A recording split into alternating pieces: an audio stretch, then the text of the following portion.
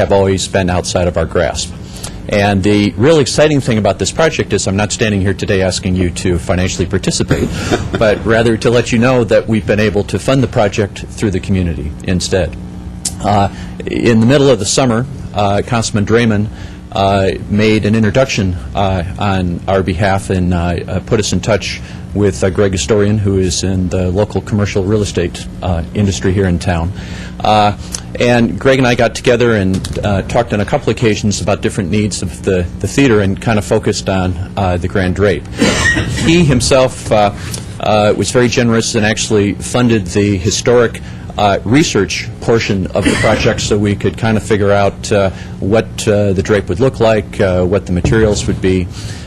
We were fortunate that the gentleman who was involved with the restoration of the theater back in the early 90s, who had actually started to work on that project at that time, still existed down in Orange County, still had a lot of his files accessible, and we were able to recontract with him to develop the artwork and the specifications. So with a little bit of a drum roll, we'll go to the next slide, and this is what the new drape is going to look like. So this is a model that was created, and we can go to the next slide, which is a close-up of the artwork. And with the new curtain, there'll be valance across the top with gold tassels. We've got the gold key artwork across the bottom, and then this wonderful scene, which matches perfectly with the painted artwork that's on the sides of the theater now. It really is, especially for those people who sit down on the orchestra level, who come in and don't get to see the ceiling artwork, it's really going to bring the grandness of the building, of the facility back out. We're very pleased that we're able to do this because of a donation that's been made by the Amidi Group, Rahim Amidi. The cost of this project is going to probably be upwards to $150,000 by the time we're done, and he has very generously stepped up and said that he would cover that cost. And what's, I think, really pleasing is the fact that you have someone from the community who's making investments in Glendale's future, who's also decided to make an investment in Glendale's past and to help us really complete the last restoration element that exists at the Alex Theater. So we wanted to, one, publicly recognize both Greg and Rahim for their generous contributions to the theater, to let you know what we're involved in. The next, since we just received the approval yesterday, we'll now be going out to bid. We're hoping to potentially have the curtain in place by summer.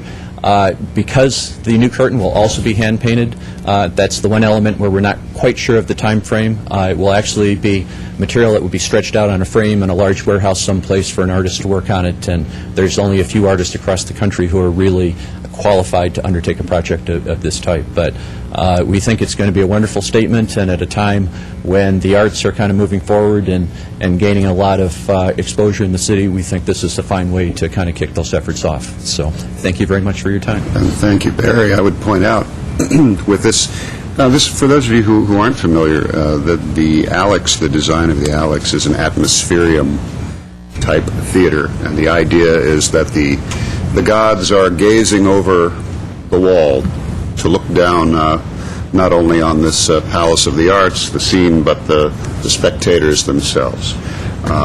And as Barry said, the Alex was designed originally, was built as a vaudeville movie house, meaning that it would accommodate both film, and it was designed with the concept that it would accommodate both film and live theater.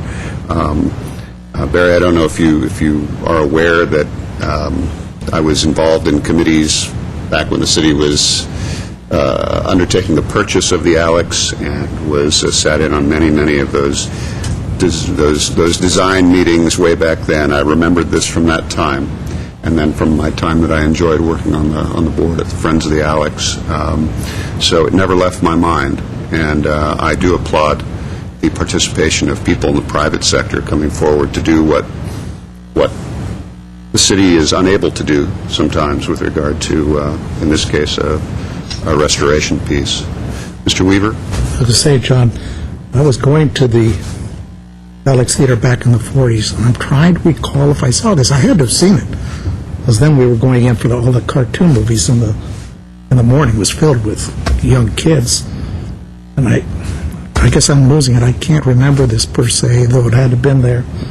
looks like a skinny down Parthenon, something up on the Acropolis, but it is definitely Greek, so it'll be nice. I'm sure that isn't the true colors we'll see when it's done, but it'll be much more rich when we see it in person. Yeah, obviously, this is a picture of a photograph, so you kind of lose a little bit, but certainly part of the research process was also, because the only pictures that exist are black and white, was taking a look at the palette that already exists in the theater as well as other palettes in similar theaters built around the same time period to determine Makes what sense. the proper palette would be for the curtain. Frank? As usual, nice job. This is going to really upgrade the artistic context there in the inside the theater. And then I also want to thank the Amity Group and Mr. Historian. That was awfully kind of them and very generous to underwrite this. But this is going to be a great addition. So. Well, hopefully in not too long we'll be extending invitations for you all to come join us for the grand unveiling. Very good. Anyone else? I have a question. So is this a replica of what was originally? It is there, or going. is it It is going to be a replica, and by taking the route of having it hand painted, we're trying to reproduce it as closely to the original curtain that hung. Similar materials are being used, and Fireproofed. it will be fireproof. Yes. And that's great. Mr. Starbird? I'm just curious, from a technical standpoint, the painting, does it take into consideration the fact that the curtain is rippled, so they've got Yes. to paint it in a way Yes, that... the way, there's Sure a little looks bit of a normal. ripple you can see in there Yeah. now. But actually, if you look in today's Los Angeles Times in their calendar section on page 3, there's a story about the recently renovated Balboa Theater down in San Diego, and there's a picture of their curtain there, and you can see how the ripple, because this is a curtain that will both open apart as well as be able to be raised up and down. But when they paint it, they kind of take into consideration that there is the ripple effect that plays. That's why you say there's only a few Fascinating. artists that can do it. Yes, And exactly. I might add, Mr. Starbird, that is why, to some people's eyes, when they look at this image, which does not take into account much of that contour of the ripple of the drape, that it may look a little cartoonish to your eye at this moment, and that is because you're more or less looking at a flatter image. There's a technique to it, and it varies quite right. You don't find someone that can do this growing on every bush. So- And again, we need to, of course, keep in mind that the style of artwork that's being portrayed here was the style that was popular at the time, and it was a more simplified base to it. And is that the moon in the top? It is the moon. NASCAR motifs out of the question. That Yeah, actually, one of the astronomically final correct? Yeah, one of the final things that we'd like to complete when the theater first opened, Here we go. on the blue ceiling across the top, there was a projector back in 1925 that was in place that kind of simulated stars in the ceiling that would rotate around. And we're in the process of trying to, rather than replicate it with modern technology, which of course we could easily do today, we're trying to find a similar projector that either we can purchase that's already been refurbished or that we can refurbish to bring that element back. I remember that. Yeah, a lot of people remember the stars in the ceiling. But that's a wonderful job, Barry, and we thank you so Well, much, and we thank the Amity Group and Greg Historian This also. would not have been possible without the participation of the community. Thanks, John, for connecting the two. I thought they already knew each other. Well, We kind of knew each other in passing, but I will say that Mr. Historian's becoming a very good friend of the Alex, and we look forward to working on him on other projects, with him on I other bet projects in the you have a future. whole laundry list. yes, there's always that projector. Get out your wallets. Thank you, Barry. All right, our second speaker and our only other speaker that I have a card for is Herbert Milano.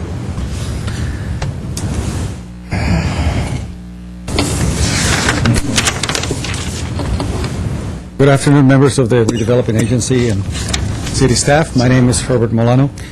I'm here to request that the city, perhaps the Redevelopment Agency, can put the final environmental impact reports on the web.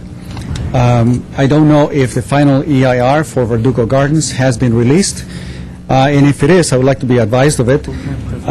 But more than that, I think that the final EIR that has the comments from the public be actually placed on the web, and I think it's more relevant than the draft EIR, because at least it shows the concerns of those individuals who cared enough to actually write comments about the draft EIR. I think it's a practice that should change, to allow the rest of the residents and the stakeholders in Glendale to take a look at what other individuals had to say concerning the original draft environmental impact reports. I would like to add a couple of things with regard to the issue of density. It appears to me, when I look at or listen to the arguments during the housing meeting and the redevelopment meeting, that density is an issue when it comes to the housing issues, and then density is not an issue when it comes to redevelopment. So it appears to me that there's a little bit of inconsistency there. If we're talking about the central downtown district, well, if we put high-rises, density is not a problem, but if we go to condominium conversion, then density is a problem. That is baffling to me. But I think that the problem is not density per se. The problem is, do these particular structures provide sufficient parking? Does the density add to traffic congestion? Does the density demand additional parkland? Those are the issues. Density per se is not a problem. You know, I lived in Barcelona for many weeks, both in hotels and in flats that I rented, and the density is not such a big deal because you have good transportation. The density is not a big problem because there are parks nearby.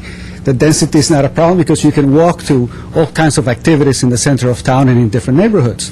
So density per se is not a problem. What is a problem are the other related issues if we're addressing them. So that if we are creating parks with parking underneath, well, all of a sudden you're accommodating a significant amount of changes within the city.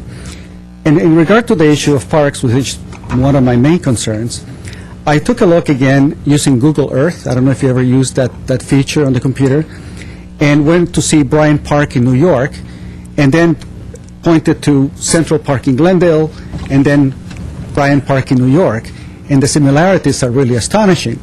But when I look at Bryant Park in New York, what I envision is what Glendale might look 50 years from now. A lot of high-rises all around it, and this area in the middle of this area of New York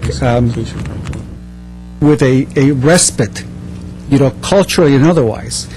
And if I look at the area surrounding Central Park in Glendale, I see the potential of really creating a surrounding area of high-rise condominiums or additional hotels, or an area that is really enlivened. So I think that there's a lot of opportunity, so long as you do your optimum to possibly save Central Park for those cultural and social needs that would be even more significant if the density in downtown increases. I would like to, next week, if at all possible, and if you permit me, to actually show you that contrast of the opportunities we have, and actually show live using Google Earth how these two environments are so incredibly close with regard to the use of the central library, or the use of the green areas around it, and the cultural events that take place. I think it would be worthwhile for you to look at, that you may actually see the future of Glendale, albeit in a much more dense visualization, you know, when you have this significant parkland in the middle of town. Thank you very much. Mr. Milano, like a tragic reality show, we are here every Tuesday. So if you would like to do that during your time during the oral communications, I know I'd be interested in seeing it. I'm sure my colleagues would too. One other question, that is, what is the status related to the final EIR? Mr. Chairman, members of the agency, the draft EIR has been posted on the Internet and is there now. The final EIR was given to our information services. We hope to have it posted on our Internet by tomorrow. This will be an advance notice from Mr. Milano. We have also sent out notices to those interested parties, and we've sent one to Mr. Milano. But it will should be on the Internet tomorrow, and you will see in the final draft the comments to the draft EIR and then the responses to that. Finally, we'll be publishing in the newspaper, and that should be sometime before the weekend. Thank you, Mr. Excellent. Thank you. I think we have one more speaker. Just have a question. Yes, sir, Mr. Why is it tragic? I was going to say, Yeah. that's a bit over. Why are we so tragic? It's just capitalizing on the dramatic theme that Mr. McComb brought us. Why can't it be a happy one? So, let's see, Greg Astorian. Good afternoon. My name is Greg Astorian. I'm a proponent of Downtown Specific Plan and its byproducts, namely the Alexander, the City Center 2, and hopefully Verdugo Gardens. I thought for the benefit of public, I would take about a minute or so and speak about the advisory group and how it was formed for the Downtown Specific Plan and who was invited. And in fact, there was no invitations. It was voluntary for whoever wanted to participate in wanting to make a mark and or getting their thoughts and ideas across about how our downtown should look like. This advisory group was formed back in March of '07, actually '06, March 27th of '06. And all in all, it met about 8 or 9 times.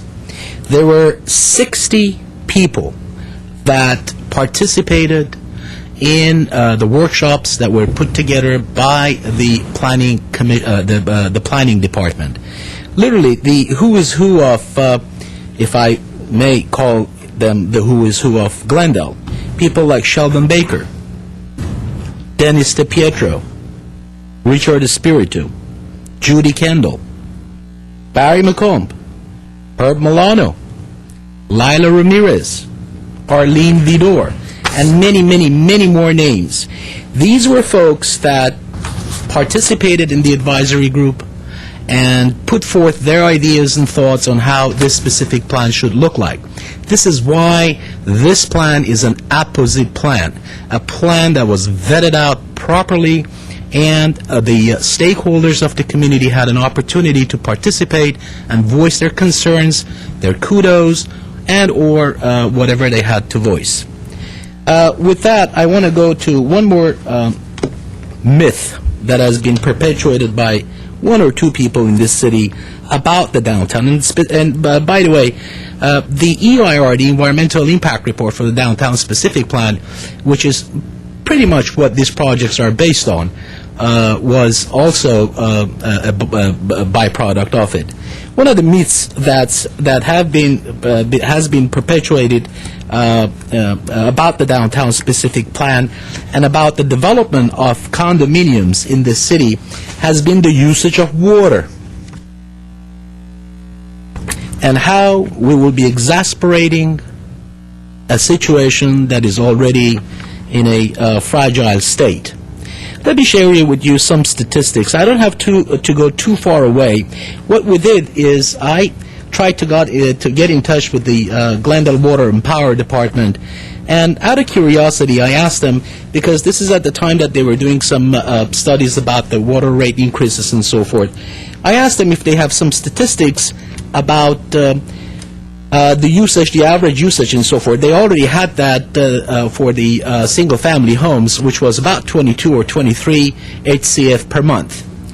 Now, they got back with me with this statistics, which is, by the way, pretty much in line with national statistics is nowadays, that units, 10 units and above, the average usage is 7.5 HCF per month. 1/3 of a single-family home. Now, why is that important? Because if you gentlemen, I mean, and this ties in very well with saving our hillsides and so forth.